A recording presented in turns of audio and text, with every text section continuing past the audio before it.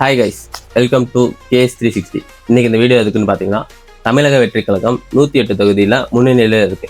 இதில் விஜய் அவர்கள் முதலமைச்சர் ஆவாரா, தமிழக வெற்றி கழகம் ஆட்சி அமைக்குமான்னு, இதுக்கு சட்டம் என்ன சொல்லுது, வரலாறு என்ன சொல்லுதுன்னு பார்க்க போகிறோம்.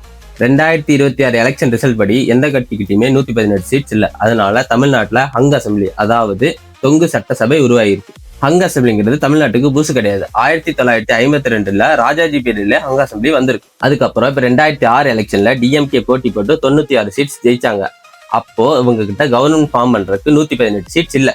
அதனால அவங்க கூட்டணி கட்சியா இருந்த பாமக, காங்கிரஸ், சிபிஐ, சிபிஎம் அவங்க எம்எல்ஏ சப்போர்ட்டோட அவங்க கவர்மெண்ட் ஃபார்ம் பண்ணாங்க. அதே மாதிரி இப்ப 2026 டிவிக்கே 108 சீட்ஸ் வின் பண்ணிருக்காங்க. ஒரே ஆள் 2 தொகுதியில எம்எல்ஏவா இருக்க முடியாதுன்றனால திருச்சி கிழக்குல ராஜினாமா செஞ்சது போக 107 சீட்ஸ். இப்ப காங்கிரஸ் அவங்களோட 5 எம்எல்ஏ கொடுத்து அவங்களோட ஆதரவை தெரிவிச்சிருக்காங்க. ஆல்ரெடி 107 சீட்ஸ், இப்ப காங்கிரஸோட ஒரு 5 சீட்ஸ், மொத்தமா 112 சீட்ஸ்.